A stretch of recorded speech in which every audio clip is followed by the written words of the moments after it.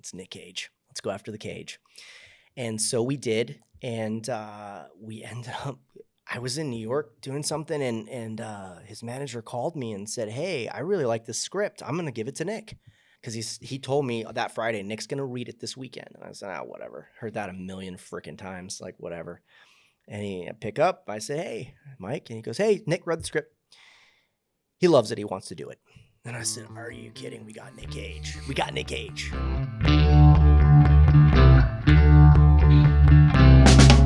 down, streaming like the sky was falling down. I'm staying here for at least another hour. Our guest today is Jeremy Daniel Davis. Jeremy is an amazing individual. He is the president of JD Entertainment. He is a producer. Most recently, he produced a film called Willy's Wonderland with Nicolas Cage, a really fun, wild movie. He's got a racing film in development, and in addition to that, he's going to be heading out to Greece to produce a film with some amazing talent.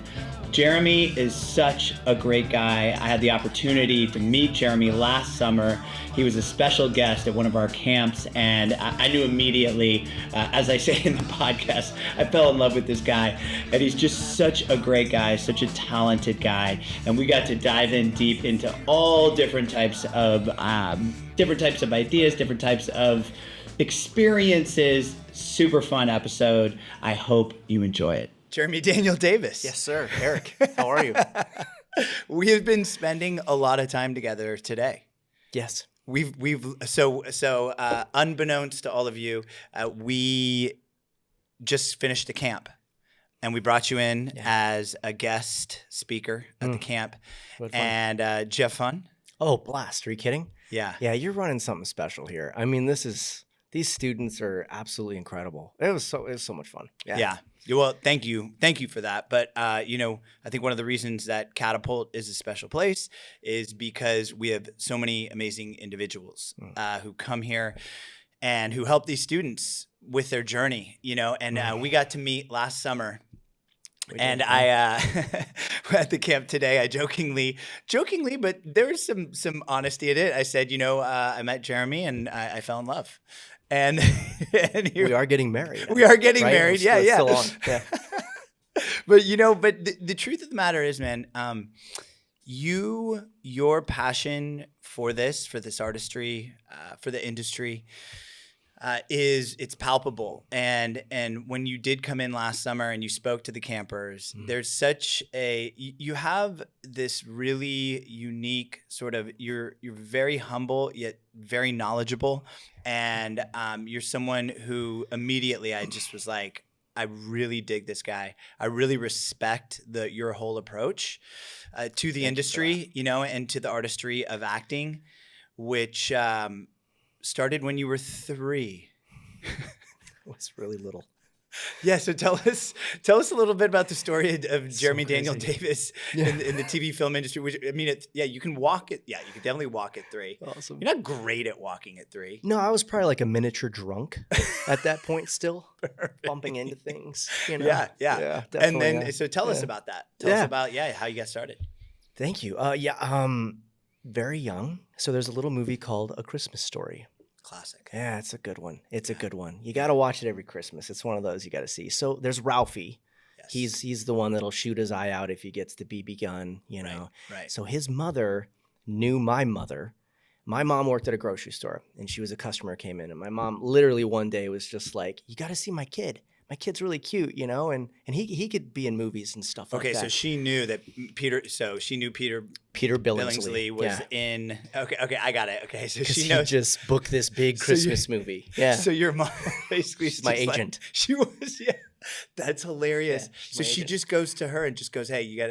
What about my kid, huh?" Yeah. No, just kind of like casually. Like, seriously, I should have my mother be my agent. What am I thinking? Hey, she seems to know what she's doing. Yeah, she seems to be better than any agent I ever had. Sorry. You're allowed to say that now because you're a producer. That's right. Now I can talk like that. So, yeah. Okay, so then at 3. So she said, yeah, he is pretty cute, sure. So Bobby Ball Talent Agency was the name of the agency I in remember Phoenix, that. Arizona. That's an old school agency.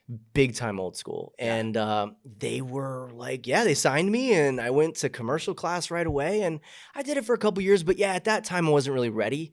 I wanted to play. Really? I wanted to. You weren't what are you thinking, man? Why aren't you ready? Yeah. It's like, what's wrong with you? I had fun with it. Yeah. And I did go on some auditions. I didn't book anything. Okay. I just had fun with it, and then it became work a little bit. Being that young, right, it was right. work. Yeah. So, but that's kind of a funny story. So, thank you, Peter Billingsley, if you're out there, and Peter Billingsley's mom, because I never got to thank them. So, thank you for that. I had a good time. Yeah. And then got into theater when I was about 9. I did my first play when I was 9. Nice. Oh, I was hooked. I threw in some improv, and the other kids were looking at me like, wait. What are you doing? During the performance. I was Tell me about this. So So you're 9. 9, 4th grade. And I was like, my character had told a little joke and the audience kind of lit up when I delivered it. So that's all I needed was that. And then I was like, I know what to do with this next line that I got. And I was like, you just wait. Yeah, they're going to love this. So threw it out there, and oh man, the other kids were just like, you know how the kids are when you're 9, everybody's really stiff, and they're like, so Sam, are we gonna go trick-or-treating later? And I'm sitting there going like, yeah, man, I mean, listen, I was thinking about maybe, so I was like, so you just pretty loose up there. And completely unbeknownst to the other cast members. Yeah. So now they're just kind of trying to figure out what to do there. I was learning. I was in the learning phase. You got to talk about this stuff first. You don't just improv for the fun of it. Right. And not talk to your castmates beforehand. That is awesome. So I just did it.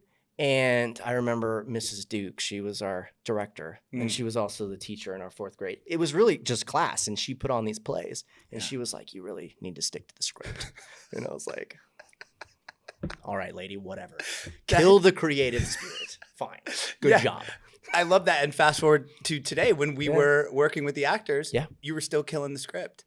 Yeah, I did kill it again today. Yeah. I'm always killing the script. Yeah, you've been doing that since you were 9. Yeah, a lot of practice, I guess. I don't know. Yeah. Man, that is funny to think about. Funny. Nice one, Eric. That's a good full circle situation here. Yeah. This is good. Okay, so you're killing scripts at 9. Yeah, you're improving and Miss Duke. It was Miss Duke. And I made the mistake just now of saying Mrs. It was Miss Duke. And I feel like that hits harder, like hits sharper. Strong. Yeah, Miss Duke. Miss Duke, yeah. Yeah. She's like, Jeremy, no more improving up there. Look, appreciate and respect the writer. Yeah. And I was like, all right. Yeah. Forget the writer. Okay, cool. So now you're 9, you're kind of getting into it. Oh yeah. Okay. So then you get into high school, you're doing theater. Yeah. And was doing theater in middle school. Okay, great. It's kind of how I got through. We real quick tangent. We went to Albuquerque, New Mexico for 3 years because my dad's job took us out of Phoenix. Okay. And I was the new kid in middle school. And that was tough. Yeah. I went to a tough school, man, called John Adams Middle School. When I showed my wife a picture of the school, it was so funny. There was caution tape all around it in this photograph because there was a murder that happened at this. Yeah. Oh yeah. And she was like, oh my, this is your school you went to. And I was like, yeah. And I knew kind of for the first time what it felt like to be a minority. I'd gone to, a school that was very mixed, racially. It was pretty balanced. Yeah. And this school was not balanced, but I wasn't worried about that. It was very poor. And I never knew what it felt like to actually, there was me and there was another white kid, and that was it. I don't want to get into anything. I'm good. Some of my best friends are from other ethnicities. Yeah. But at that time, it was bizarre. I learned curse words that I'd never heard before that whoa. I came home and said, hey, Dad, some kid called me this. And he was like, a kid? What, a 12-year-old called you that? And I was like, yeah. And he was like, we got to get you out of that school, kid. Wow. I had a knife pulled on me at the park down the street. And we weren't wealthy by any means. We were very middle class, but we went from middle class to my dad I love you, Dad, just wasn't earning a lot of money and got transferred to Albuquerque. And we were really, I was on the phone with the collection company trying to get the car. And they were like, hey, can you mind answering the phone a couple times saying your parents aren't here, my parents put me in a little difficult spot. And I remember answering the phone being like, Mom and Dad, no, they're not here. So, and my dad was parking the car like down the street at a point because we were just really struggling financially. So I learned that very young. I was maybe 11 or 12. And but this is the stuff too that like you use, you know, when you're writing or you're acting or you're all that stuff. We all have a story. Everyone has stuff. Everyone. And the more you talk to people, the more you realize that everyone has a story. And we all have beautiful, beautiful stories, man. And that's what I've learned through. And I love like artist stories as well, because everyone's had to deal with something, you know, and you know, my wife lost her dad very young. He was actually killed when she was 5. Ooh. And she was so lucky with her stepfather. Oh my gosh, he's amazing. He's not even stepdad. He's their dad. Oh, that's cool. And she's one of 6. She's the oldest of 6. Wow. And yeah, so she had to deal with that very young. And we all have these stories. And even if you're not an artist, you have these stories. And so I kind of embraced it later. I think I was kind of against that, like, we're broke and it sucks. And, you know, I didn't have the cool jeans, and kids notice everything. Kids notice if you have, you know, the crappy shoes with Velcro, and I had those and everything. So it was like, okay. And then so we got Payless shoes. I love Payless. You gotta love Payless. Yeah, Payless is where you could get the knockoffs of everything. I remember having a pair, and then somebody called me out one time, and because because I grew up in a nice area, Marin County, but it's like all my friends, like in high school, drove better cars than my parents did. Oh my gosh, the kids did. Yeah. Oh wow. Yeah. So it was, but I remember when I had a pair of those shoes from Payless. Velcro. Yeah. Yeah. Nice. And I was like, and somebody called me out, and then I was like, oh yeah, because that was the thing. But yeah, so that's getting called out. It sucks, man. It does suck. Yeah. Yeah. But that's really interesting that you had that move to, like, that's a big shift there, and obviously some adversity. That sure, yeah. Yeah, that's a wild thing, like thinking about that, a kid having to answer that phone for collections. That was interesting. And I knew, like, you know, when you're young, you're just kind of like, is everything gonna be okay? Are we okay? And my mom, bless her, she was so good at like, yes. And my dad was on the other side of it going, I don't know, son. We might not be okay. So my dad was on that side of it going, we'll probably be okay. And mom is like, we're gonna be okay. We're gonna be okay. So, you know, you kind of just, I remember drawing all the time and kind of losing myself in like artwork, and I didn't have any friends at that point. Well, I guess maybe the other white kid. I don't know. Yeah. Like literally, like, I mean, honestly, he was, I knew what it felt like to be just a minority in the United States. Yeah. And it was eye-opening. I didn't really need it. I didn't need the eye-opening experience. I came from really good parenting where my parents, I watched them, and it's the old adage of like, you talk to someone who may or may not have a great job, you know, we'll just say it, I don't know, let's just say janitor, right? Mm-hmm. You're a janitor, and you speak to the janitor the same way you speak to the CEO, and there's no difference. And I grew up that way. I grew up with just people are people, and we're all valuable, and we are all wonderful. And I mean, there's bad people out there. If you're a bad person, you're a bad person. Right. But so I just grew up that way. And I love people of all shapes and colors, walks of life. And so this was the first time I knew what it felt like to be that kid. So anyways, fast forward. Then I went to a really wealthy school after. So I kind of understand a little bit about what you were going through. And that was different. But that did theater, and theater saved me at that time. It saved me. And then high school, it saved me again because I was a bad student. So yeah, there you go. Talk about how it saved you. In what capacity? Because I think, you know, one of the things with this podcast that I hope is that people start to learn about all of the ancillary benefits of the arts, and you know, what you learn in the acting room, how these things can literally just create an entirely different version of yourself that is authentic and caring. And in what capacity, like in those two situations, would you say that it saved you? Number one, I would say it gave me something to look forward to.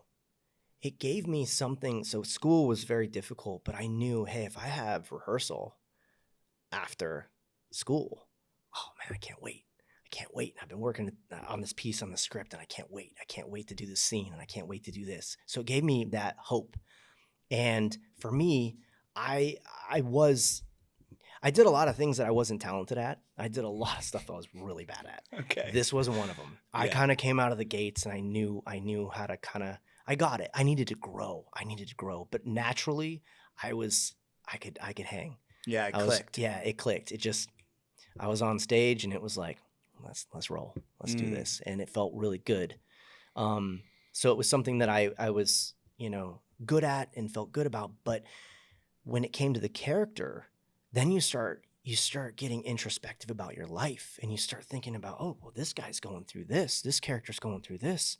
Oh my gosh, I'm going through something like that too. And then you start to relate and then you start looking at it from a different angle and you go, oh my gosh. And then you read the other characters. Cause I was always big into kind of like, not just focusing on my character, but the whole, like if it's a play, all the characters. Oh my gosh, this is so interesting what's happening here. And I've always loved stories. That's just been my thing. So that helped me kind of round me out as a person, I think. Being an actor and having to figure out what motivates somebody and why they do something.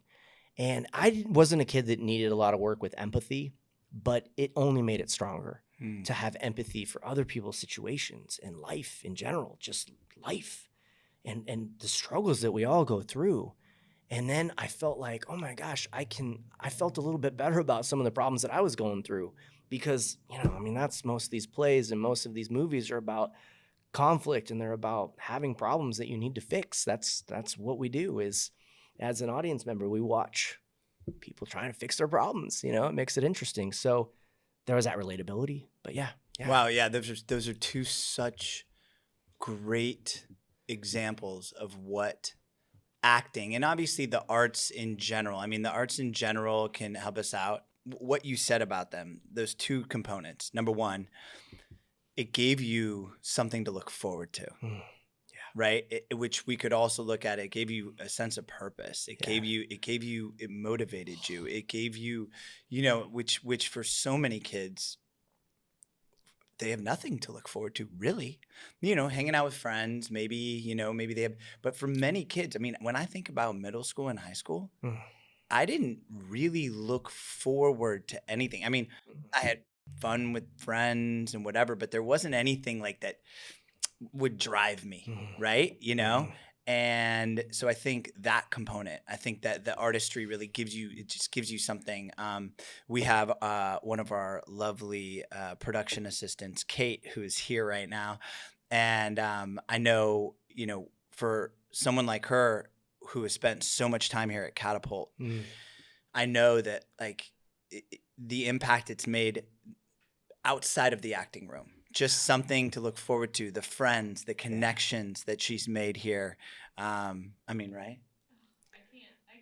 start crying. Yes, you can't see Kate right now, but she's almost getting emotional thinking about it because it gives you a purpose. And I think for so many people, they are living without a lot of purpose. And for many people, they live a lot of their life that way. And so there's that component. And then in addition to that, it teaches you about who you are. And what life is, and who we are as human beings, and those are those two components. Where can you get that? That's a pretty amazing thing, right? So that's so cool. I love to hear that. That it kind of saved your life in a way, and also when you were talking about some of the adversity that you went through, or just adversity, obviously that's a relative term, but the different situations that you had to navigate. I do think it's funny that you were talking about wanting to learn all of the different characters. Yeah. And the fact that you now are a producer, it kind of tracks, So, okay. So let's, so now you've done theater. So you've done that. And then you're at some point I remember you were saying, you tell your dad, you're I'm going to LA. Yeah. Yeah. Right. Which is always the last thing that most parents want to hear. My poor parents. I love them so much. My poor parents. It's tough. Yeah. Before that, I got an agent right out of high school and I went and, got my headshots done for the first time and was like, yeah, I'm going to be an actor. This would be cool. And, you get your headshots and then you just mail them out. And we had 5 agents that were SAG agents, in Phoenix. And I was like, yeah. I got called back by 4 of them. Hey. And I was like, the one that you're like, you people don't know what you're missing, man. You're not calling me back. Look at So, you. yeah, I was like, we all have to have a little ego, right? Yeah. So yeah, I remember auditioning for agents, and I got my agent, and then Arizona Diamondbacks, their first commercial, I was in that. You cannot recognize me. You do not know who I am, but I'm back there running around in the backfield. Okay. Oh, it was great. Okay. It was great. My first paid gig. Yep. $100 a day. Yeah. 3 days, man. I Hey. had $300 in my pocket. Hey. 18 years old. Hey. Summer was hot. I was like, I'm ready to spend some cash, baby. Let's go. So that was fun. Really, really fun. And yeah, I did a lot of industrial work, and I sat down with my agent, and I said, look, I want to take this up a notch. And she's like, LA? And I was like, LA. And she's like, all right, well, what you need to do for the next year, classes. You are going to be in classes for the next year, as many days a week as you can. You are good, but it's LA. And now if you want to be a professional and you actually want to compete, there was a real quick tangent. Dennis Dugan is a director that I got to know through a friend of mine, Richard Klein, who was actually, look at me name dropping. This is ridiculous, but it makes sense. Right? Part of the story. It's part of the story. So he said something to us in a class in LA, and he said, you've got to stop. Somebody had he came in and was working with all of us, and they weren't prepared. They sucked in their scene. Mm-hmm. And he stopped the class and he said, look, do you think I'm going to pay you $50,000 for what you just did in front of me? Do you think I'm going to pay you $20 for what you just did? He's like, I feel a little robbed. And he was making a real point. And there was some stinkers that came up. And I got to admit, I wasn't as prepared as I should have been that night. And I learned a valuable lesson. I was prepared, but I wasn't prepared. And he said, you've got to think about it like that. And he was very nice. Dennis Dugan was awesome. Yeah. Awesome. But he's like, he wanted to try to make us better. Yep. And we were trying. Some of us were professional actors. Some of us were not. His goal was to make us better, not to be our friend. And there was a distinction there. He wasn't mean, but he's like, look, Richard brought me in, which he was Larry Dallas on Three's Company, by the way. Oh, yeah. Richard Klein. Oh, yeah. He was great. He was I love great. that. Good friend of mine. So, yeah, he's great. Yeah. So he's like, you got to ask yourself that. And is this worth $100,000? He's like, do you know how many people that we have to go through in order to find the person that we want for this role that's ready for it, that deserves the money? I love that. Yeah, that deserves the money. I mean, that was he's like, think about it. Do you deserve the money? Do you deserve to, he goes, really, you're taking money out of other people's pockets and saying, give it to me because I'm bringing it and I'm the right choice and I will not let you down. And man, I'm sitting there in the theater that night. I was probably 23 and I go, what the heck, man? I got to get real serious. Isn't that funny? That one brief conversation had such an impact. And it wasn't even about you though, nope. Right? It was about another student, but you were like. I had a good moment before and he stopped me in the middle of my scene. He said, I'm going to stop you real quick. He's like, you had the best moment before I've seen all night. And he goes, do you see the difference? And I was like, yeah. And he asked me what my moment before was. And I told him, I said, and it was an emotional moment before. And as a producer now watching actors, I get it. You need it because that's the only way you have a prayer of being good is you need the momentum. Yes. And you have to give it to yourself because it's acting and it's not real and it's pretend. Yeah. You have to make it look real. Yeah. Yeah. And that moment before that ramps you in. It's essential in everything. Yeah. In everything. Right. I mean, that's another a great example. Yeah. And I love that. And again, something we talked about a lot today at camp. Right. Yeah. You know, that moment before. Well, that I love. And so he stopped you. Yeah. And said that to you. Okay. Mm-hmm. Got it. He actually stopped the scene and was like, I just want you to know, and da-da-da. And I learned from him the moment after. Yeah. And Dennis Dugan directed, let's see, Happy Gilmore. Okay. He directed Big Daddy. Yeah. Like he was Adam Sandler's guy. Yeah, yeah. And directed a ton of movies like that. Got it. And I love Dennis Dugan. He's great. But got to play cards with him a few times. He's awesome. Okay. And cards poker? And just trying to, playing poker. Okay. Yeah. legally. Okay. Legal gambling at somebody's house. No. And he was just great. And I would always try to pick his brain on stuff. Like, hey Yeah. man. So like, I wasn't trying to be like, here's my headshot again. Right. I wanted to just chat him up a little bit. So I learned a lot of that. The moment after, he's like, nobody talks about the moment after. Where are you going after this? Where are you at emotionally? Did you get what you wanted? What are you going to do now? Like, and you're just sitting there and you're like, wow, I really need to get better. And that was my thinking when we were going through the whole thing, is like, I have a long way to go. I have to get better, because if I'm going to impress Dennis Dugan, or I'm going to impress Steven Spielberg, somebody's going to, multiple people are going to. I've got to get better. So I just, I hit a new gear, and then I had to hit 5 more gears after that. And because I wanted to be good, I wanted to work. I wanted to get paid, because it's the sweetest money in the world. It's a movie that I think it's like Paul Newman says it, the money earned is good, but money won is the best, or something. It's something about money won, like in gambling. And I was like, nah, I disagree. Money like earned doing this, whether it's directing, producing, acting, writing, it's the sweetest money. Yeah. It's just the best, man. Yeah. Oh, I know. Oh, It is because getting chills over here thinking about just.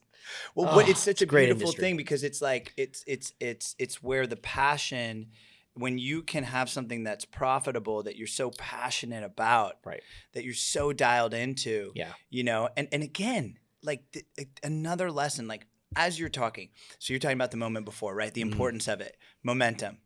What a Yeah, lesson bring for it in. life, right? Then talking about the moment after, right? So you're doing this job, but then what? Mhm.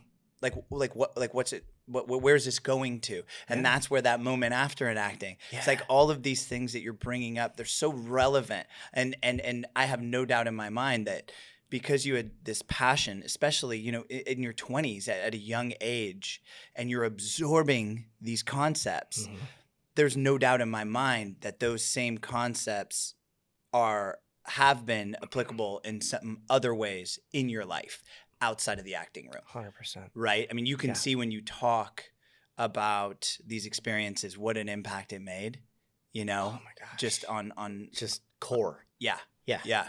Even like being married, like, you know, I'm very lucky. My wife and I don't argue very often. That's It's good. great. Yeah. When we do, we feel it's productive. You know, we try to make it productive. At least we both feel it's productive. That's good. Or at least one of us does. Yeah. I know I feel it's productive sometimes if I've got grievances. Hey, that's fair. It's fair. Yeah. No, we're very good about it though. But we always try to like, I married very well. My wife is amazing in more ways than one. But, you know, after an argument, we try to figure out, okay, what the hell just happened? Why are we fighting about this? And then we kind of almost go into actor mode. She's an actor too. She's been an actor for years. We kind of go into actor mode and dissect it. What the hell is going on here? What's going on? What the hell? Kind of not goofy and weird. It happens Yeah. over days. Yeah. You know, and we'll kind of be like, man, it's like, we'll make a joke. Like, don't you feel like you're breaking down like a character in a script? Like, what the heck is yeah, I kind of feel that way. And we haven't had a fight in a long time. And I think the last one we just let it be and then we were fine. But yeah, no, I think it was good. But, you know, yeah, it does bleed over and you go, how can I be better? How can I be better? Like as a husband, how can I be a better husband? How can I be a better son? You know, how can I do this better? How can I do that better? How can I work out better? You know, well, what worked before? Okay, well, sometimes you just got to sit down and think a little bit and work through the process and take it one step at a time. I know I get ahead of myself all the time, but when I calm down and I go, wait a minute, hold on. It's like the thing in football. You can't win the game in the third quarter. Not really. I mean, you can't win the game in the first quarter, but you can when the clock is 0. Like, that's when the game is over. You're still playing the game. So it's like you can't do everything at this moment, but you can do one thing. And that's the thing you got to figure out. What do I need to do next? And as an actor, I would always think about that because especially like some of the plays I did, there was, you know, tons of lines, tons of dialogue. And it's great. And, you know, as a theater actor, you're counting your lines and you're so proud. You're like, yeah, I speak 186 times. It's good. As a film actor, you're like, wait, you want less speaking lines, you know, it's more impactful. But you're like, wow, holy crap, how am I going to learn this monologue that's 2 pages long, you know? So yeah, but it does feed in. it does feed into your regular life. Sure. Yeah. I mean, that's and this is where I tell people with my and you have kids? No kids. No kids. No kids. Yeah. Oh, okay. Lots of nieces and nephews. Oh, that's fun. Lots, and we love. How many siblings? I have 2. So I'm the oldest. My sister is 12 years younger than me. My brother's 13 years younger. So I kind of was like a young dad. Yeah. And maybe that's why I haven't had kids yet. I changed a lot of diapers. And I was just like, this is a ton of work.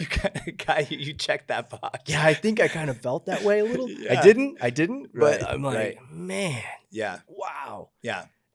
I love kids. They're beautiful. Yeah. Well, you're awesome. You are awesome with the young actors. Like, thank you. Yeah. I look forward to when one of our young actors, which inevitably, they're going to be on one of your projects that you're going to produce. I hope so. God, I hope so. It's going to happen. I've seen some talent. I'm saying it right now. This is going to happen at some point. Right. But you said it on this podcast right there. But when it does happen, I know they're going to have such a good experience. But you really do.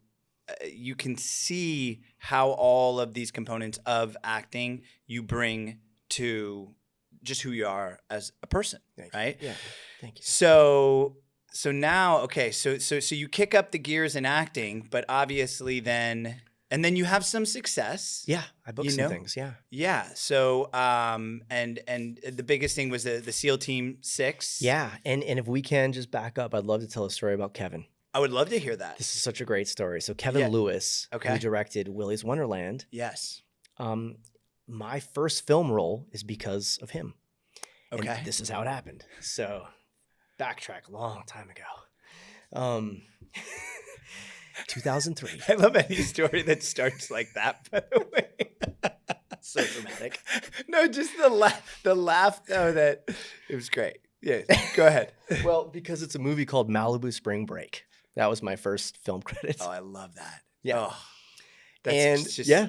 it's Kevin had a deal with this company called Crown International Pictures, and they were doing, borderline Skinemax, but it wasn't Skinemax. Right. It wasn't that yet. No. It was just, if there's a hot tub and there's a couple girls, right. there might be some clothes that they can't find for some reason. Right. Where is it? I don't know. So Kevin was desperate to probably get the heck out of that, but they were giving him money and they were letting him direct, and he ended up writing the script. So this casting director calls me. Her name is Carol Lefko, and she's been around for a long time. And I did a couple of her workshops, and I met her somewhere else too. A mutual friend. Anyways, doesn't matter. She called me in and said, "Would you like to be a reader for this film called Malibu Spring Break?" I said, "Sure." I said, "I would love that. I want to yeah." She goes, "Maybe you can even audition for it." And I said, "Great. I love that." So we're going through the process. We're getting along. Kevin was there all the days, and I just met Kevin, and the producers were there. And then at the very end, Kevin was like, "Well, all right, why don't you read? Who do you want to read for?" And I said, "Oh, really? Like for real?" And I'm like, "Yeah." So I read for the co-lead, and I wasn't ready for it, to be honest. I wasn't ready for it. So I was like, okay, maybe it was the day before we were done doing the auditions. It was like 5 days. So we're done. I'm thanking everybody. Walk out, go to the counter to sign out. And Kevin comes out. He goes, "Hey, buddy." He goes, you wanna come back in the room real quick?" I said, "Yeah, sure." So I come back in, and and he's like, "We want you in the movie, man." And I was like, "You do?" And he's like, "We do. We want you in the movie. You want to be in the movie?" And I was like, "Well, yeah." And he's like, Great. All right, we'll figure it out." Because there was no character for me. Everybody was cast. So it was like, okay, great. So he's like, "Yeah, it pays $100 a day." And I was like, "Sounds great." And so the first day of filming, I didn't have any lines. I got thrown in the pool. Okay. And get beat up a little bit, but in a fun way. It's a drunk party. Malibu Spring Break, baby. Hey, yeah. That's what happens. So then on my day where I've got my scene, I'm like, I'm ready to go. It was the last day of filming. He shot the feature in 9 days on 35 millimeter. Yes. And so we're like, yeah, let's do this. The day, oh boy, the shadows are getting long. I have not done my scene yet. And I'm like, I got my shirt off. I'd been working out. I was like, feeling good. I was like, yeah. And you have no idea how you're going to be. Delts are popping. Yeah. You're just ready. Did not have a clue. No script, because my character was not written into the movie at any point. Okay. It was just. So they actually have a script for Malibu Spring Break? There was a script somewhere. we think. Kevin, I love you, buddy. I love you. He did write a script, And we did have a script. Okay. My character, it was made up on the spot that my character's name was Drunk Guy.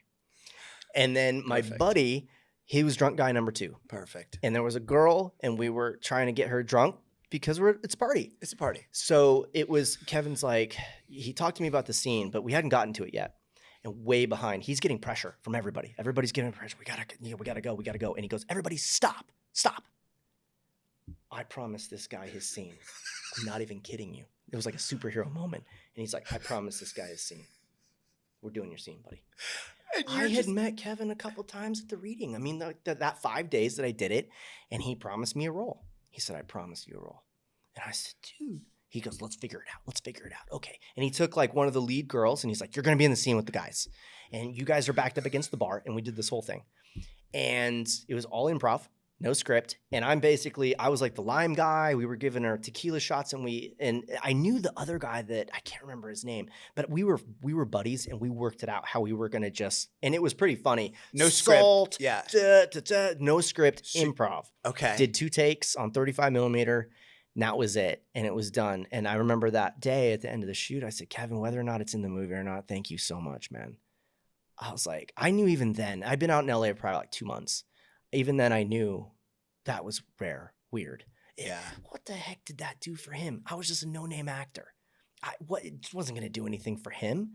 He was under the gun on this movie. He was trying to get like a 4-picture deal with Crown. He had a lot on him. 9 days to shoot a feature on 35 millimeter. And he completely changed my life. And because I was now in a movie, and the thing was at Blockbuster, and I could tell my friends, and I felt more confident as an actor. And I started going, yeah, I didn't tell people how I got the role at that time. Yeah. I was like, let's leave that out. I earned it. Did I? I don't know. Well, I mean, but you could argue you did though, in that maybe. you did the work when Yeah. the work was necessary. Yeah. You put yourself where you needed to be. Yeah. And then the opportunity was presented, and you jumped on it. I jumped on it. Yeah. And yeah, of course, is that a little lucky that you had someone It was. who said, "Hey, I'm going to," like I made this commitment. Yeah. And I'm going to follow through with it. And he did. He stopped Right. everybody. He literally was like, stop, everybody stop. And he pointed at me. And I was like, good, 'cause I'll be getting pumped up over here. I'm ready to go. That might be the only time that's ever happened on any set where literally the director just stops everything. Yeah. And then Yeah. then drunk guy, were you drunk guy number 1 I or was 2? number 1. I was just drunk guy. And then there's drunk guy number 2. Oh, so you're the drunk guy. I am. But the And I fact that he saw such importance in the commitment that he made to you. Yeah. That's awesome. That's so cool. Fast forward. 2 fast forwards real quick. So I was trying to get Adrian Brody attached to a film that he was directing in 2012. And Adrian was a friend of mine. And we were doing the celebrity race together, this drag race with the racing of the cars, not RuPaul, but RuPaul, you're awesome. Drag racing, with cars. Yeah, which I Vegas. want to talk a little bit more about because you brought up cars a lot. Oh, yeah. Big car guy. But so Adrian Brody. So you're friends with him, and then you're trying to get him, and this is what year, 2012? This was like 2012 or 2011, and a producer friend of mine says, hey, this guy Kevin, you'll love him. You got to meet him. We want Adrian Brody, and I know you know him. And I said, yeah, sure. And this is my buddy who's Keanu Reeves' producing partner, or one of them. And I said, yeah, sure. And I show up to the studio, and it's Kevin Lewis. And I said, dude, what? And he goes, what? So He's you like, guys knew you're our Adrian Brody contact? And I was like, yeah, and you're directing? And he's like, yeah. And we just hugged, and I was like, dude, I will go to the ends of the earth to try to get him attached to this movie for you. And he was like, oh, you don't have to. I was like, no, dude. And I was not able to get Adrian Brody attached. We did various things to try to get him attached. Nothing to do with Adrian. Adrian, awesome guy. Great guy, great actor. It's just a project. There were many reasons why. It had nothing to do really with Adrian. It was just a project and things like that. So I said, buddy, I'm so sorry. I wanted to do this so bad. Like, I don't know. Like, you don't always get to pay people back. And he's like, buddy, it's okay. He's like, man, thank you so much, And I was like, I know. But fast forward to 2018. I've got Willy's Wonderland finally financed. It was called Wally's Wonderland originally. We had to change it. for actually legal reasons, honestly. And so it was Wally's Wonderland, and I said, I know who I want to direct this movie. Once I had financing, I had equity. We basically had $1.5 million in an account that we could use for offers and things like that. So I said, okay, this is great. And we'll backtrack real quick. Willy's Wonderland was supposed to be just it was an Indiegogo campaign. For the director/writer wanted to shoot it for $18,000. And my wife knew the writer. And so she got the donate $25, email. And she read the synopsis and said, oh my gosh, this is like crazy. This is wild. And I was like looking, and I was like, this is fun. This is like Showbiz Pizza or Chuck E. Cheese, whatever. So I said, ask me if he has a script. Sent me the script. And then I read it and I said, I can make this movie. It clicked. I said, I can make this movie. So she set up the meeting. We had the meeting. And then I just basically was trying to get it made. And it was a handshake. You're my producer. And the writer, he wanted to direct it and star in it. And I said, that's fine. I said, I'm not interested in that if you want to do that. I want to make like a $5, $6, $7, $8 million movie. If you want to direct it and star in it, go for it. But it's not for me. And he said, no. I want to get it made. I said, okay, if you want to get it made, I'm your guy. I said, I love the script. I love the idea. And my wife set up that meeting as well. So we fast forward. Oh my gosh, I got the script in like 2016, I think. And I'm like trying. And it took me like 2 years to work my financier. And finally one day he's like, fine, I'll do it. Fine. And I was like, okay. So we put money in an account. Well, he put his money in an account. And it was really tough to get anybody to fund it because the script was really weird. And it had been around for a while. People had read this script. It was on the blacklist, I think. Not the blacklist, the blood list or something. It's a website where you can like promote your scripts. It's like the blacklist, but a different for horror films. Oh, okay. Oh, makes sense. Yeah, Right, Bloodlist, I think. Yeah. And there was a rumor that Nicolas Cage had found the script on this website. I don't know who started this rumor.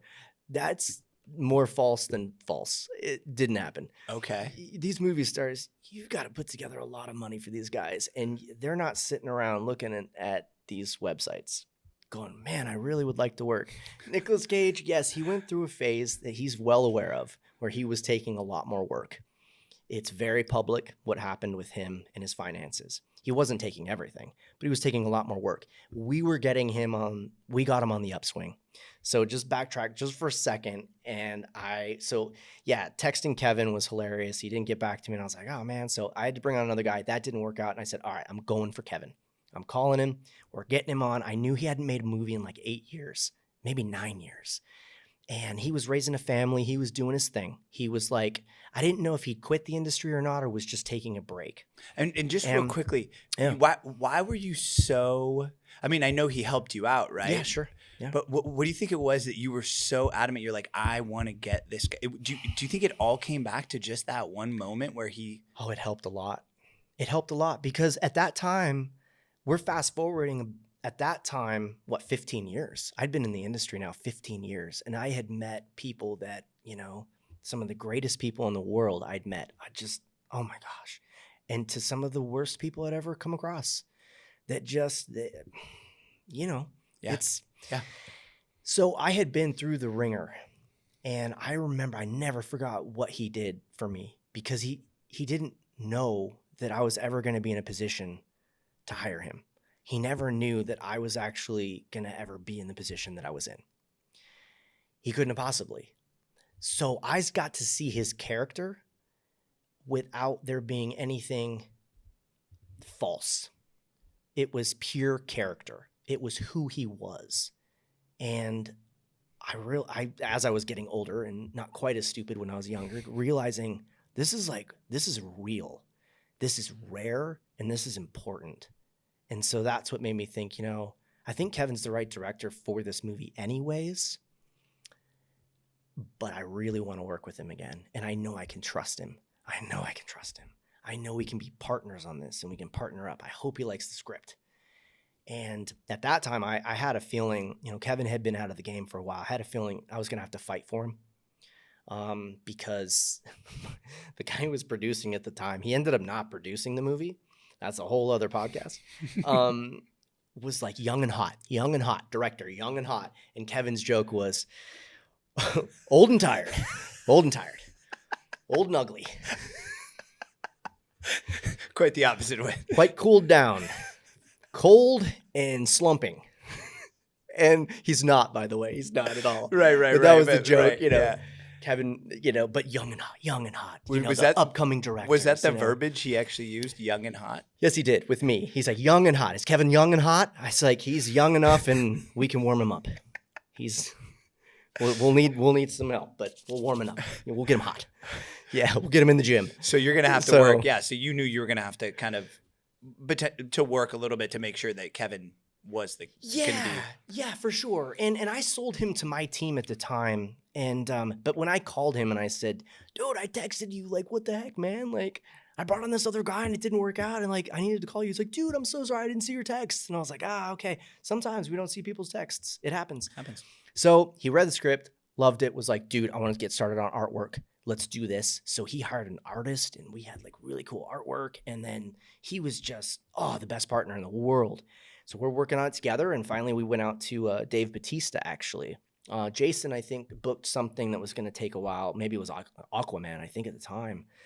And then we said, well, why don't we go after the guy we really want after Dave Bautista passed? I was like, who's that? It's Nick Cage. Let's go after the Cage. And so we did. And we ended up, I was in New York doing something. And his manager called me and said, hey, I really like this script. I'm going to give it to Nick. I said, great. This is great news. He was like, yeah. Couple weeks go by and I get a phone call and I had him programmed on my phone. His manager's name is Mike Nylon. And I said, oh my gosh, he's calling. Cause he told me that Friday, Nick's going to read it this weekend. And I said, whatever. Heard that a million freaking times. Like, whatever. And I pick up, I say, hey, Mike. And he goes, hey, Nick read the script. He loves it. He wants to do it. And I said, are you kidding? We got Nick Cage. And he's like, yep, we got to talk about this and that. I was like, that's fine. So I call Kevin and I was like, dude, we got him. He's like, well, I'm gone. He made that joke of saying like, I'm fired. Like they're going to go now. And Nick wants to do it. Yeah, Nick Cage. I'm definitely I'm gone. out, I'm less hot. I'm less young. I'm not young. I'm not hot. Kevin, you are young and hot, buddy. If you ever see this, I don't know. Super young, super hot. So yeah, I was like, no, dude, you're my guy. Don't worry about it. He's like, whatever. So then I call the writer. I say, dude, Nick wants to do your movie. He's like, oh my God. So everybody's freaking out. And then really the work began. That was when I learned what it was. When you had a movie star that was going to green light your movie, like a foreign sales company is going to come in and assess the value and say, hey, this is the domestic value of your movie with, this director. They take the package, right? They look at the actors, the director, the producers, the content, how much they like the script. That actually really matters, more so than I ever thought. I thought, it's just movie stars. Because I think we've all sat there and watched movies that are horrible, but they've got a big movie star, and you're like, man, why this thing sucks? Yeah. Like, why would they make this? Well, they probably had their reasons, but it's not just the movie star. And then they assess the value to your project. And it's almost like a house. It's almost like just assessing the value of a property. And so we were going through that process and we went through a million things, but real quick, just to finish the Kevin thing up, he was like, dude, I can't believe this came back around. And I said, oh yeah, I know. It's weird, huh? He's like, and he wanted to know, he's like, did you call me because of that? I was like, that was a big reason, bro. And he was like, this is blowing my mind. And I was like, dude, you're the freaking man. Just don't ever change, dude. Don't ever change. That's so cool. Yeah. And it was amazing. And he's told that story like so many times. And it's such a good story because he did the right thing. He stuck to his promise. He did the right thing. And my racing film that I wrote is, at the end of the day, you can condense it down to, if you do the right thing, it might not seem like at first things are going to work out, but they will. They will. It comes back around. Even when it looks dark, you're doing the right thing. Just keep doing the right thing. Keep doing the right thing. It'll be okay. Doesn't feel like it, but it'll be okay. So that's some of that stuff, like life experience, feeding into art. It's just everything we do. So Kevin, we had times on set where we would walk around out here in Atlanta, not really that close to Marietta, off the 20. We were over there. And we would do our set walks during pre-production. And one time we kind of teared up, and we were standing on set. They're building the walls. Nick was getting there like in a couple days, and we'd already conversed, and he'd had a phone conversation. We said hi to him on the phone and was like, "Hey, Nick." And he was looking around, and tears were welling up, and I was like, God, I hope we don't mess this up, man. You know what I mean? It's like, hope we know what we're doing. Like, you know, because you're just like, this is my first movie, and somehow I knew what to do, which was the weirdest thing. Like, I remember we were driving out, and my wife and I from LA, we drove out. We got rid of our place in LA, put our stuff in a pod.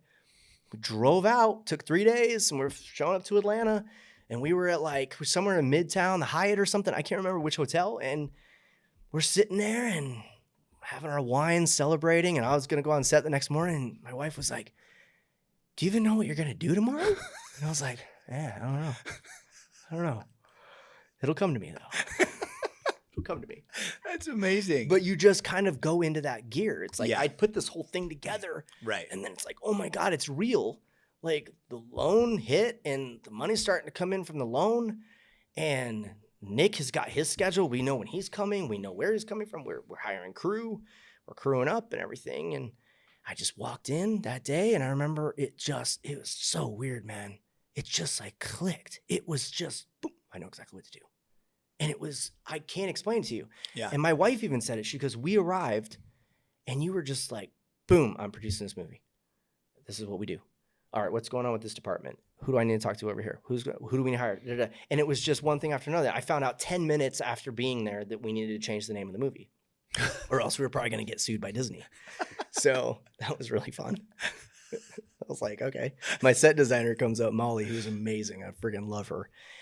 And she's like, I need to talk to you now. And I was like, everything okay? And she's like, no.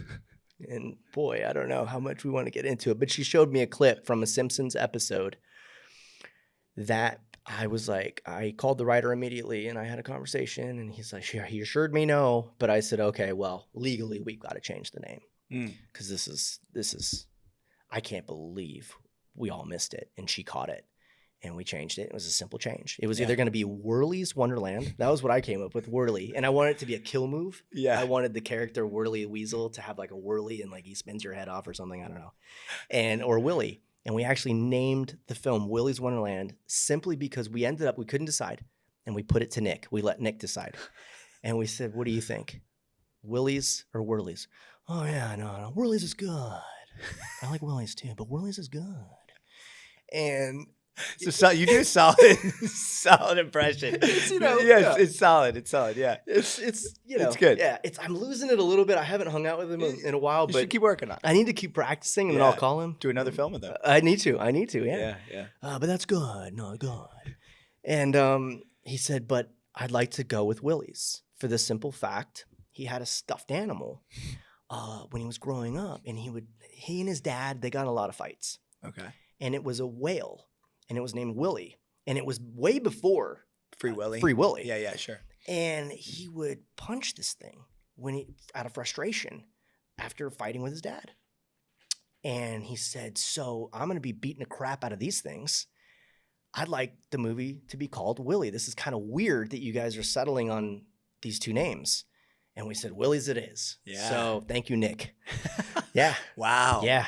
It was amazing. And he was fantastic. So yes. Yeah. He was just absolutely great. But yeah, I know I went on like 5 tangents. Oh, but I love it though. I love it. I love the way that whole thing came together. What a cool thing. I mean, you know, So cool. the fact that it started, you know, with Kevin. It's Kevin Lewis. Kevin Right? Lewis. Yeah. And we're doing this next film together in Greece. Right, and Yeah. which I want to talk to you a little bit about. I want to get in just whatever you can share about Sure, that. yeah.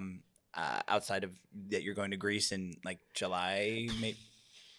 We'll see. We may We'll be see. pushing. Okay. I hope we're not. Okay. We might be pushing. That's every producer's like the only phrase we know. I think we're gonna have to push. That's like all we know. Right. No, it's not my call, but I mean, but Right, yeah. Yeah. It's like Yeah. Well, you're calling everybody. We're gonna have to push. we're gonna have to push a little. enough push. But hey, if as long as the pushing eventually leads to something. to actually doing Yeah, it. yeah. Yeah. But yeah, no, I love the fact that you guys formed this bond. Yeah. Through which, then I guess you can bring it all the way back to that casting director. Thank you, Carol. Yeah, Thank if you, you Carol don't Lefko. go in and you're not reading, and Yeah, then yeah. I'm sure you are the kind of person who I'm guessing as you were reading throughout the day, he probably enjoyed who you were as an individual, or else he wouldn't have if you were a prick or if you were even just not very nice, he probably wouldn't have said, hey, let's find a way to get you in this movie. You know what I mean? Don't let the door hit you on the way out, buddy. Right. And I think that comes back to just just doing good work and being good, like making like a good choice and just continually doing that. Yeah. But I love the way that whole story came together, Crazy, even all the isn't way it? to the fact that it was Willy's having to do with Nick Cage's whale. Yeah. Yeah. And then, so the funny thing is, I was talking with him the day before he was going to leave. We chatted a bunch. We were talking about cars and stuff. And I was like, do you still have Eleanor, from Gone in 60 Seconds? And he was like, And that's the when he you got it. Yeah. Dude, great freaking movie. Oh, great great movie. car. Oh. Sometimes you're sitting there and you're looking at him, and Jess, my wife, Jessica, we would sit there and I'd be like, it's freaking Memphis Reigns over there sitting there. Yeah. Man, he's so cool. So it's cool. just like, oh my God, I know he's so cool. Yeah. And I told him too, I said, one of my favorite movies is the first National Treasure that you did. And he's like, oh yeah, good. Yeah, those are fun. And he's just, but he likes like kind of the weirder movies. I think his favorite movie is Pig that he's done. Okay. Yeah. And I'm like, cool. Pig was great. Yeah. But he's got all these films, Face Off and all these different Oh, films. dude, the Oh, my list. gosh. Raising Arizona. That was, okay, growing up in Arizona, that was yeah. a staple. Like, Yeah. that was a staple for us. Dude, his character in Raising Arizona. Amazing. I mean, and obviously Holly Hunter and everyone, she's but his character. Yeah. It's just a nut. just so good. It's so good.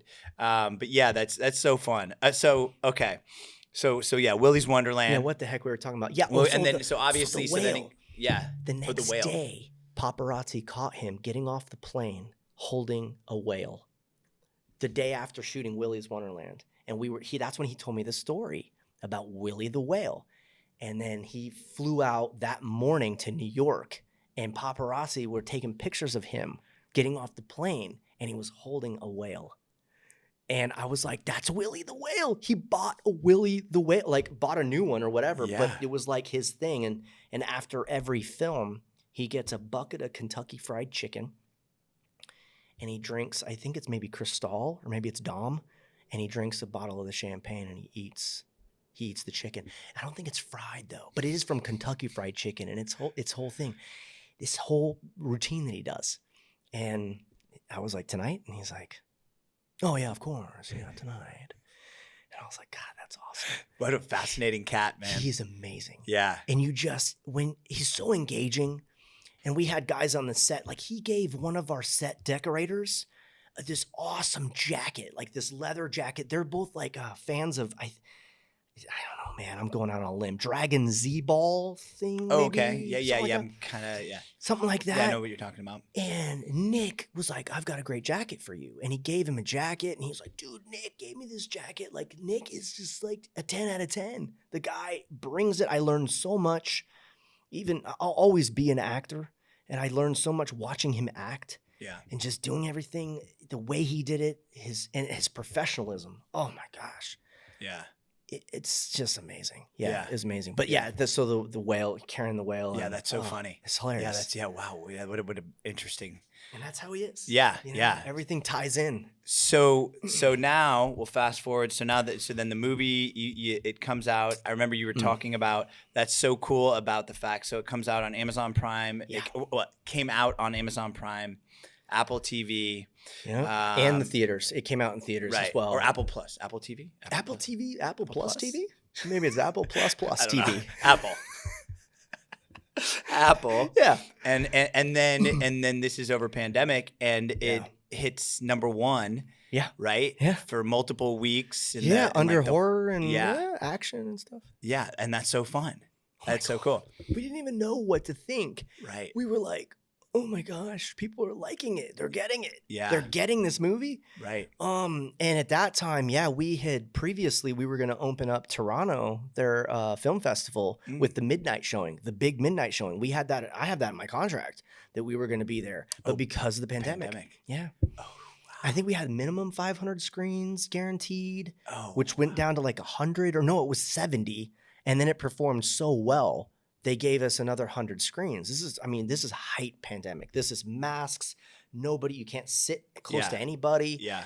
We went to the theater. It was a ghost town. It was really sad, but my wife and I were like, let's go. And she is Siren Sarah in the movie. Okay. My wife is. Yeah. Yeah, she did our original budget.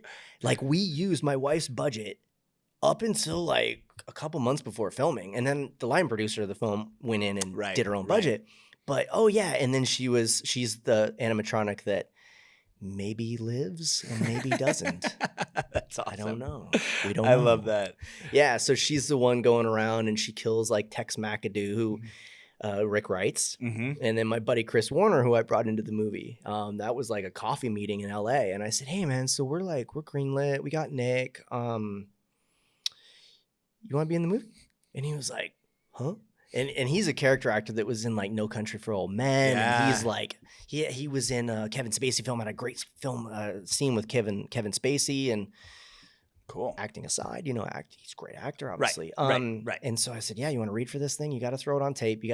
I can of course say you're hired, Chris, but we haven't started filming yet. This is a new team. I want to make sure like it's a team. Everybody's into it. Yeah, it's a team. Yeah. So he auditioned and then put himself on tape, and it was amazing. So we brought him out. So my wife kills Chris, kills Rick, blows him up in the car. Yeah, it's great. That's exciting. Yeah, it was fun. It's fun for him. You're welcome. Yeah.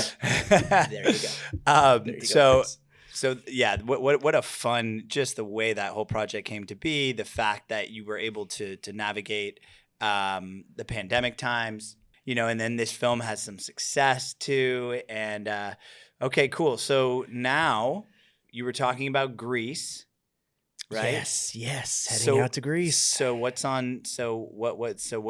can you talk about any of this? What do you have in? Yeah, all I can say is there was an actress who was very good in Thunderbolts. Will be in this. Your face is funny. I don't want to get sued. Right. Yeah. Okay. Yeah. So we got that. Yeah. Cool. So she's great. Once we announce, we should be announcing very soon. Okay. Fingers crossed. But she's going to be amazing as the lead in this film. And then we have an actor who was very big role on Tudors and Vikings, and I think it's The Tudors, right? I think I gotta get that right. And we're so excited. And it's a great film. I think I have a thing with people being trapped. This woman is trapped on an island and she has to fight this guy's younger brother. They both, the older brother thinks he's Jesus. The younger brother thinks he's the devil. And they're like really sick. And so the older brother's plan is, by the way, to bring these women here to hopefully actually defeat the younger brother and then marry the woman. Like he's got this whole sick plan. But they're stuck on an island, so he abducts her from like a nightclub. He just charms the pants off of her and then takes her back, and then they choose these really athletic women. But he says, no, a woman has to defeat Satan. That's the only way this works, and he has his reasons for it. So he's got to train her because he wants her to win, but he's a mess. Yeah. And he's an absolute mess, but he thinks he's Jesus. He's like, this is what I have to do. And it's so good. And it's like one of those scripts, and it's actually a friend of mine. I'm producing 2 other films of his. His name is Joseph Muscat, and he wrote a Val Kilmer film back before Val got sick, and it was a very good film back in the day. But he's a very good writer, and I read it, and I was like, dude, you've been holding out on me, man. It's just full of action, and we just can't wait to make it. Yeah. So Greece is a great spot for us to go. I would love to shoot here in Georgia, but the topography makes better sense in Greece. It takes place on an island. Yeah, right. You know what I mean? Yeah. And I gotta say, I mean, I don't want to sound, there's no blasphemy here, but their perks are incredible in Greece. Oh yeah. Oh my gosh. And their perks are great here. Sure. We shot our film here, and they were amazing to us, and we got our full tax credit back. They were incredible.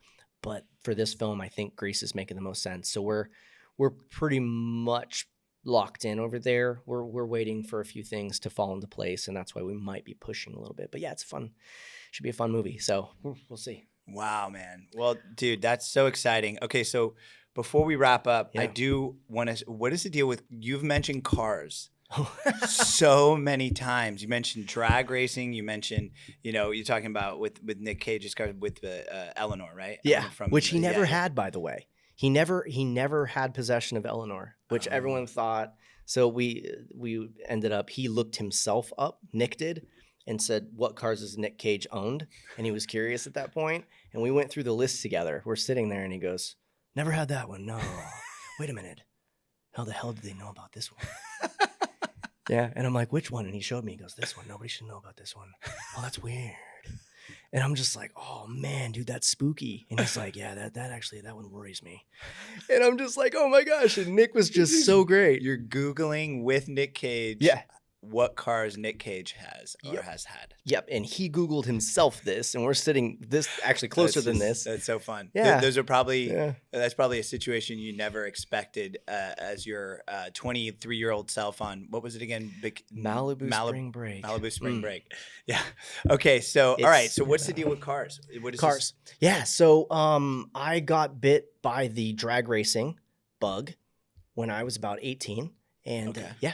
just got into it. Went to the track one night, and I ended up working at a local race shop. I was building a 72 Chevelle. I just went out and bought the shell. I just was like, basically build your wings on the way down kind of approach. I knew nothing and was just like, I'm going to build a race car. And so, bought a 72 Chevelle and needed an engine and transmission and build like the rear axles and everything. And I didn't know what I was doing. Did you never had worked on cars? Never. And I was like, wait, you're telling me that if I spent like 10 grand on like an old muscle car, I could go out and whoop a Ferrari if I do it right? Oh, I'm in. I'm doing this. So I just started figuring it out. And I literally was like bugging these guys at this race shop called Searing Racing, and they built race motors. And I went there and I said, this is what I want to do. I remember the guy leaned back and he's like, kid, you're crazy. And I was like, I want to learn. So I ended up working at that shop for free, mostly cleaning. And then like the last 10 minutes of the day, I would like ask questions about like, hey, so what about this for this? What about this compression ratio and this piston? And then the local race shop called Turbo RX, I needed a lot of help with my car. And I sat down with the guy who was the general manager and I said, I got a crazy proposition for you. I was probably 19, maybe 18. I said, I got this problem. I can't put my car together. I got the engine in there. I had the engine built. I had the transmission built and everything else is a mess. I don't know what I'm doing. I will work here for free for as long as you want me to. Please be fair. If you agree to this, I will. At that time I had another job and I was going to school. I was going to community college and I was a janitor, actually. I was a custodian at, I think it was a middle school? Elementary school. Yeah. I was a custodian so college student, 4 to 8 every day I worked. And then so every other day I would work at the shop. And I said, I'll work here for free. I won't sue you. I'll sign whatever you want and just help me with my car. And I worked there for a while, man. They bled me dry. Yeah. But they helped me and they gave me like employee discounts on parts. So then I had the 72 Chevelle after like 8 months of working there for free. Got to know all the guys, got to know the racing scene. It was amazing. And then I knew what I was doing finally. Right. So it was great. But I worked there for free. It was in exchange for labor. And and then so I had my 72 Chevelle Primer Gray cruising around, drag racing, having a blast. And then so I wrote a script on a lot of the high level racing. I used a lot of stories that were real, put them in the script and just continue to this day. I still I go home to Arizona and I have buddies with like really hopped up cars and like really, really fast. We're talking like, my buddy has a Corvette that makes like 1,700 horsepower and it drives around the street and it looks like a stock Corvette and he's got twin turbos and this built motor. The thing is nuts. 0 to 60 in like 1.3 seconds or something. Like nuts, right? These guys have a lot of money. Like that costs a lot of money to build a car like that. Yeah. So I just, from that point on, 18, 19, it's been with me forever. So that's fun. And so a racing movie is that's. So I have a script that I wrote and it took about 15 months to write it and it's inspired by real events. And I plan on directing it. It'll be my debut if anybody will have me. And I actually sent it to Imagine Entertainment. And it was one of those nights. I'd had a long day. I was working on another film. And I said, you know what? Who cares? Who cares? I'll get an assistant and they'll freaking send me on down the line and it'll be whatever. Like, who am I calling Imagine Entertainment, which is, Ron Howard's company, obviously. Yeah. I call, and I knew who I wanted to talk to. She was the development executive. She picks up the phone after I hit the dial through on the thing, and she goes, "This is Joyce." And I said, Joyce, hey, how you doing? And I have to go into producer mode like that, and I did. You just you were like, I'm not. Oh, there's no way. No way. There's no way. It's Imagine Entertainment. Yeah, I mean, right. So how did that happen? How did you get her? I don't know. Honestly, I don't know. And I never asked her, like, why did you pick up the phone? Because, like, I'm calling. My day-to-day is very interesting. I'm calling a lot of companies. Half the time, they're people that I already know, or I've got referrals. People have referred me or introduced me or whatever. Sometimes I am cold calling. It depends. I'll do whatever I have to do. That's the whole thing with me. I will do whatever I need to do in order to get where I need to go, within reason, obviously. Right. But Yeah. But you'll go above and beyond. Oh yeah. Yeah. I'll make the call. Clearly. Yeah. I'll go where I need to go. If I need Yeah. to fly somewhere, I'll fly somewhere. If I need to do this, I'll do that. Whatever I need to do. If it makes sense and everything. So I just called randomly. Yeah, got her on the phone, and I said, "Hey, I got a racing film." And it's the only script I've ever written by myself. I previously wrote a racing script with I brought on probably like 5 or 6 different writers, and it was a team kind of thing. And it was just, we never really got it to the point where it just wasn't working anymore. I needed to put it to bed. And that was hard because I'd been working on that since 2009. And that was like, I had 10 years in this thing. Mm-hmm. And then I said, let me just write something fresh. Let me start fresh. So I used a lot of life experience, man. I used a lot. And then I got her on the phone, and I had sent it a couple other places, but Imagine was like, come on, let's go for it. And so after my kind of not so good pitch, actually I was fumbling quite a bit. I was really tired. I shouldn't have made the call. She was like, great, I'll read it. Send it to me. Here's my email. I said, oh, you're going to read it? She goes, yeah, I want to read it. I was like, great. That's great. So I sent it. Great. That's great. That's great. So I hung up and sent it to her. And I was like, well, never going to hear from them. I programmed their number in my phone just in case. Month, maybe 6 weeks go by.